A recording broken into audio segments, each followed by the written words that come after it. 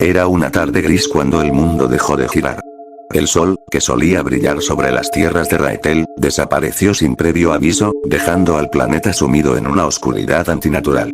La gente comenzó a notar la desaparición de las estrellas, el vacío inmenso en el firmamento. Nadie entendía lo que ocurría, pero una sensación de temor se apoderó de todos. Las criaturas que una vez camparon libres, ahora se escondían en las sombras. Y aquellos que aún tenían fe, sentían como si el peso de todo el universo cayera sobre sus hombros. Entre los habitantes de Raetel, había un hombre llamado Kiros, conocido en su pueblo por su devoción inquebrantable hacia Dios. Desde niño, había sido un fiel seguidor, un hombre que nunca dudó de su existencia ni de su bondad.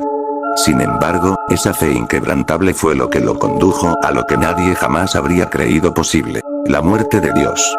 Kiros estaba sentado en una pequeña capilla, con las manos entrelazadas en oración, cuando sintió por primera vez el susurro. Era una voz que no venía de su propia mente, sino de algún lugar fuera de él, algo que jamás había experimentado. Lejos de sentir miedo, Kiros se sintió invadido por una inquietante calma. Kiros, la voz, profunda y antigua, vibró en el aire. No era la de un ángel ni la de un demonio, sino algo aún más profundo, algo que definía toda la existencia. El tiempo ha llegado. Has sido elegido. Ven a mí, Kiros. Con el corazón acelerado, se levantó del banco y salió de la capilla sin pensarlo. Un poder inexplicable lo arrastraba, guiándolo hacia el bosque cercano, un lugar que muchos evitaban debido a las leyendas oscuras que se tejían sobre él. Las historias hablaban de un santuario oculto entre los árboles, donde se decía que todo había comenzado: la creación, la vida, y, quizás, la destrucción. En medio del bosque, Kiros encontró lo que había estado buscando. Una caverna oculta, cuyo interior irradiaba una luz mórbida y distorsionada. Entró sin dudar, y lo que vio allí cambió su vida para siempre. Dentro de la caverna, Kiros encontró a un hombre de aspecto extraño. Su piel era pálida, sus ojos, oscuros como la noche misma, y sus ropas eran una mezcla de seda negra y oro. El hombre estaba de pie, frente a un altar antiguo, cuyos bordes estaban cubiertos con símbolos que Kiros nunca había visto. La voz que lo había guiado provenía de él. Bienvenido, Kiros, dijo el hombre con una sonrisa enigmática. Has venido a buscar la verdad, ¿verdad? Kiros tragó saliva, sintiendo que algo extraño lo invadía, como si una oscuridad ajena se apoderara de su ser. ¿Quién eres?, preguntó, con la voz temblorosa. El hombre sonrió, pero su sonrisa era fría, ajena a cualquier humanidad. Mi nombre es Zetar, y soy el último testigo de lo que Dios realmente es. La verdad sobre él, sobre su creación, sobre su propósito, es más oscura de lo que puedes imaginar. Kiros frunció el ceño, pero la curiosidad lo mantuvo allí, inmóvil. ¿Qué me estás diciendo?, preguntó, su voz ahora más firme. Dios es el creador, el que nos guía. Zetar se acercó lentamente, y su presencia parecía consumir la luz que lo rodeaba. Cada paso que daba resonaba como un eco de muerte. Dios nunca fue lo que pensaste. Y tú has sido elegido para terminar lo que él comenzó. La creación, el sacrificio, todo ha sido una mentira. Kiros dio un paso atrás, su mente procesando lentamente las palabras de Zetar. La voz en su interior, la misma que lo había guiado hasta aquí, empezó a tomar forma. Algo dentro de él sabía que lo que Zetar decía tenía sentido. El mundo, la vida, la fe, todo parecía un juego absurdo ahora. ¿Qué quieres que haga?, preguntó, su voz ahora vacía de duda. Zetar levantó una mano, señalando el altar. Sobre él, una figura flotaba, suspendida en el aire. Una figura humana, pero claramente no humana, algo más allá de la comprensión. La figura irradiaba una luz cegadora, pero de alguna manera, Kiros pudo ver su rostro. Era el rostro de alguien familiar, el rostro de Dios. Debes acabar con él, dijo Zetar, su voz profunda, como un eco distante. Debes matar a Dios. Kiros no entendía. Sus pensamientos chocaban, pero el deseo de conocer la verdad lo impulsó hacia el altar. Un cuchillo antiguo, de acero negro y con inscripciones en su hoja, estaba allí, esperando. No puedo hacer esto, murmuró Kiros, pero algo dentro de él ya había decidido lo contrario. Con las manos temblorosas, Kiros tomó el cuchillo. La figura de Dios, suspendida en el aire, no se movió, pero una presión indescriptible llenó la caverna. La luz que emanaba de él comenzó a distorsionarse, como si se estuviera desmoronando. No puedes. La voz de Dios resonó en la mente de Kiros, pero esta vez, no era llena de amor o compasión. Era fría, distante, vacía. No entiendes lo que estás haciendo. La creación, todo depende de mí. No puedes destruirme. Si lo haces, no habrá nada más. Todo será destruido. Tú serás destruido. Kiros levantó el cuchillo, su mente llena de dudas y terror. Pero la verdad que había buscado toda su vida lo empujaba hacia adelante. Con una fuerza que no comprendía, apuñaló el corazón de Dios. Un grito de dolor indescriptible llenó la caverna, y la figura de Dios comenzó a desmoronarse, su luz cayendo en fragmentos. El aire se hizo espeso, como si la misma realidad estuviera siendo desgarrada. La voz de Dios continuó, pero ahora, era más como un susurro, como si algo se estuviera desvaneciendo. Has cometido el error más grande, Kiros. Ahora, todo lo que he creado caerá, y tú estarás solo en la oscuridad. La caverna comenzó a colapsar, y Zetar desapareció en la sombra, dejando a Kiros solo. Al instante, la tierra tembló, el cielo se rasgó, y el mundo entero comenzó a desmoronarse. El dolor de la creación misma llenó cada rincón, como si la muerte de Dios hubiera liberado el caos primordial.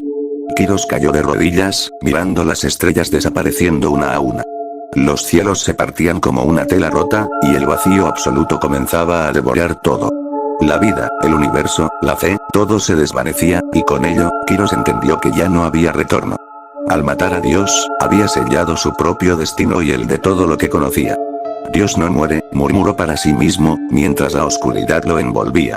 Él solo, se transforma. La tierra tembló con más fuerza. Y en lo más profundo del abismo, Kiros escuchó la voz de Zetar nuevamente. Todo ha terminado, Kiros. El último sacrificio ha sido hecho. Y ahora, tú serás Dios.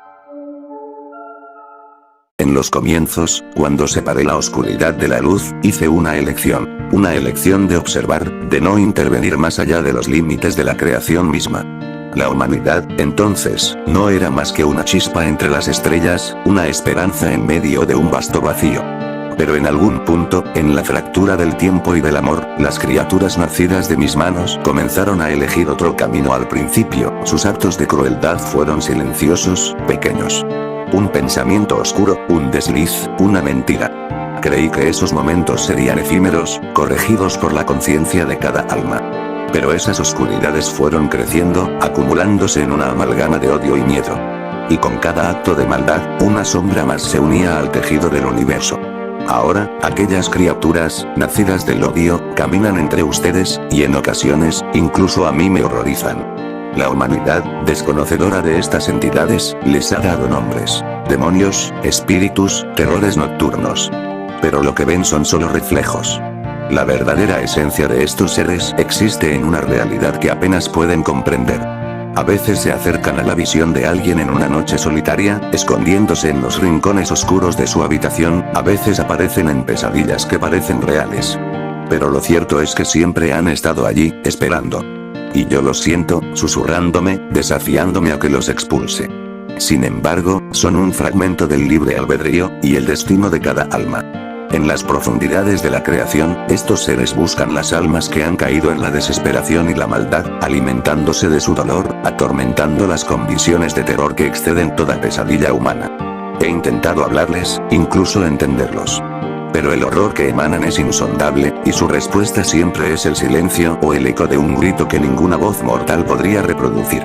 Imaginen estar eternamente consciente de los deseos más oscuros de la humanidad, de sus pensamientos de venganza, de su insaciable odio, de sus horrores y sus miedos. Todo eso es lo que percibo cada segundo de su existencia.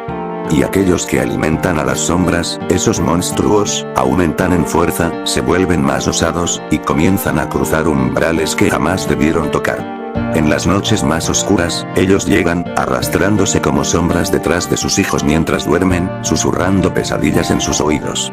Y en mi soledad, sé que ellos son también parte de mí, un reflejo de la parte de la creación que quise ignorar. Son fragmentos rotos de una obra que creé con amor, pero que eligió el caos.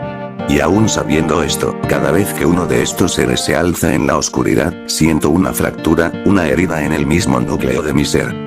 Soy el testigo eterno, el vigilante inmóvil, incapaz de apartar la mirada de lo que una vez fue una chispa de esperanza y ahora es un abismo en expansión. Los veo a todos, los humanos que caminan en sus vidas cotidianas, inconscientes de las criaturas que los rodean, de las sombras que he tratado de mantener a raya. Pero no puedo hacerlo por siempre. Mi elección fue no intervenir, y cada acto de odio y violencia me arrastra a un silencio desgarrador, a una soledad tan vasta como el mismo cosmos. Estas entidades oscuras, aquellas que la humanidad nombra en sus cuentos y en sus susurros de terror, han aprendido a adaptarse, a tomar formas que incluso a mí me son difíciles de distinguir. Lo que ustedes ven como simples demonios o espíritus es solo una máscara. Su verdadera forma es tan indescriptible y perturbadora que la misma conciencia humana no podría soportarla sin quebrarse. Ellos se alimentan de las emociones más oscuras, de la violencia más pura, de los miedos más hondos. Los he visto rodear a aquellos que sufren, a los perdidos, a los llenos de rencor. He visto cómo se alimentan de ellos y cómo se multiplican en el silencio de la noche. Pero su presencia no es lo más aterrador. No. Es su inteligencia, su naturaleza sigilosa, su capacidad de susurrar pensamientos en los oídos de aquellos que dudan, que odian, que desean herir. Los he sentido manipular mentes, guiar las manos de los mortales hacia actos de terror que ellos mismos jamás habrían imaginado cometer. Han perfeccionado el arte de torcer la mente humana, de sembrar el caos donde antes había orden, de alimentar el odio donde alguna vez floreció el amor. A veces, en las noches más silenciosas, puedo sentir sus ojos en mí. Los seres más antiguos, aquellos que han presenciado cada guerra, cada traición, cada acto de violencia, aquellos que existían mucho antes de que el primer humano abriera sus ojos al mundo. Ellos no sienten temor, saben que yo no interferiré. He visto sus miradas vacías e inmortales observarme, desafiándome a detenerlos. Pero saben que la humanidad ha hecho su elección, y yo he hecho la mía. Hay momentos en que pienso que estos horrores son la parte inevitable del libre albedrío que otorgué. Que cada sombra, cada demonio, es una consecuencia de su capacidad para elegir. Y cuando los veo arrastrarse entre ustedes, susurrando secretos prohibidos, alimentándose de su desesperación, recuerdo que esta es también mi carga. Mi soledad no solo viene de mi aislamiento eterno, sino del saber que he creado un universo que ya no puedo controlar, un universo que ha producido horrores tan profundos que ni siquiera yo puedo desentrañar su propósito. A veces los escucho en sus momentos de mayor debilidad. Los susurros de estas criaturas llegan hasta mí, sus voces infinitamente antiguas, cargadas de odio y burla, preguntándome, ¿dónde estás ahora? ¿Por qué no vienes a proteger a los tuyos? ¿Por qué nos permites arrastrar a tus hijos a las tinieblas? Y aunque mi deseo más profundo es acabar con su existencia, sé que ellos son el precio de la libertad, el costo de la conciencia, el eco de cada decisión humana que se inclina hacia la oscuridad. Y hay noches, pocas, pero hay, en las que incluso yo, en mi infinita existencia, llego a temer por lo que he creado. La oscuridad se extiende como una infección, lenta y precisa, y las almas humanas, cada vez más contaminadas, me vuelven más distante. Los veo perderse en sus propias sombras, invocando en sus corazones criaturas más antiguas y oscuras de lo que cualquier historia ha contado, seres que aguardan desde el origen mismo del tiempo, hambrientos y despiadados. Soy su creador, pero no soy su salvador.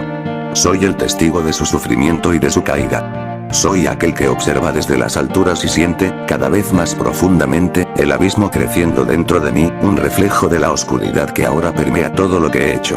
Ellos caminan entre ustedes, alimentándose de su odio y de sus temores, y yo, en mi soledad infinita, solo puedo observar mientras el universo, aquel que una vez fue una chispa de esperanza, se torna cada vez más oscuro y lejano. Laura apenas podía procesar lo que veía en las noticias. En todas partes del mundo, fenómenos espantosos estaban ocurriendo. Extrañas luces formaban símbolos retorcidos en el cielo, con patrones que parecían burdas imitaciones de constelaciones. Voces guturales, en idiomas desconocidos, resonaban desde las profundidades de la tierra en ciertos lugares desiertos. Animales de toda clase se comportaban de manera extraña, y algunos formaban círculos mientras emitían gritos lastimeros, mirando con ojos vacíos, como si algo en sus instintos les hubiera revelado la proximidad de una amenaza incomprensible. Inquieta, Laura comenzó a revisar antiguos manuscritos, colecciones de textos esotéricos que había estudiado en su investigación académica. En ellos encontró fragmentos de una profecía que hablaba de la verdadera presencia, una revelación de Dios en su forma pura, que muchos creyentes habían buscado durante siglos. Pero a medida que leía, los detalles se volvían más confusos y oscuros. La verdadera presencia no parecía ser una visión divina de paz o bondad, sino un concepto teñido de advertencias sobre su naturaleza abismal, algo que ningún ser humano debería ver. Intrigada, se dirigió a consultar a su mentor, el profesor Márquez, un experto en textos sagrados y antiguos cultos extintos. Esto es imposible, no puede ser real. Laura apenas podía articular las palabras, pero sus manos temblaban mientras sostenía uno de los manuscritos. Laura, si estos escritos son ciertos, Márquez la miraba con una expresión sombría, estamos a punto de conocer algo que la humanidad jamás debió intentar entender. Esto no es solo el fin de los tiempos, es el fin de todo. Intentaron mantener el descubrimiento en secreto, pero los extraños fenómenos se intensificaron, y el pánico se esparció por el mundo. Había quienes empezaron a rezar, convencidos de que el juicio final se acercaba. Otros se refugiaban en búnkers, asustados de algo que iba más allá del apocalipsis descrito en las escrituras. El gobierno convocó a un grupo de científicos, teólogos y expertos en religión para investigar las señales. Laura y el profesor Márquez fueron parte del equipo enviado a un laboratorio secreto en el desierto, en un sitio donde los fenómenos parecían concentrarse. Allí, los sensores capturaban señales de una naturaleza incomprensible, y los científicos apenas podían procesarlas. Es como si esta energía intentara conectarse con nuestra conciencia directamente, esto no tiene sentido, comentó un científico, mirando las lecturas de energía con una expresión pálida. Los sonidos en el aire se volvieron más intensos. De repente, las luces del laboratorio comenzaron a parpadear, y el aire se volvió pesado, denso, con un olor pútrido a ozono quemado y carne en descomposición. Ante los ojos de todos, una figura comenzó a materializarse en el centro de la sala, una mezcla grotesca de carne, oscuridad y luz. Era algo más que un cuerpo, algo que parecía cambiar de forma a cada segundo, y de sus innumerables ojos caían lágrimas negras y aceitosas. Las bocas en su carne se abrían y cerraban, y de ellas surgían gritos ahogados y palabras en lenguas extrañas. La figura parecía absorber la luz de la habitación, dejando un aura de sombras retorcidas a su alrededor. Laura sintió que la realidad misma se distorsionaba ante aquella presencia, como si algo dentro de ella luchara por rechazar esa visión imposible. El sacerdote Miguel, uno de los consejeros espirituales, alzó un crucifijo con manos temblorosas, susurrando oraciones frenéticas y fragmentadas. Esto no puede ser Dios. Es una abominación. Gimió Laura, con el terror instalado en cada fibra de su ser. La criatura abrió sus ojos en todas direcciones, y el mundo pareció estremecerse bajo su mirada. Todos los presentes sintieron como una voz se formaba en sus mentes, penetrante y clara, sin necesidad de palabras, pero tan intensa que era como si sus pensamientos fueran desgarrados. Soy el que es. Aquello que llamáis Dios ha sido distorsionado por los ecos de vuestras mentes ignorantes. Mirad ahora a vuestro verdadero creador, libre del velo de vuestra comprensión limitada. El aire se llenó de un hedor sofocante a sangre y descomposición.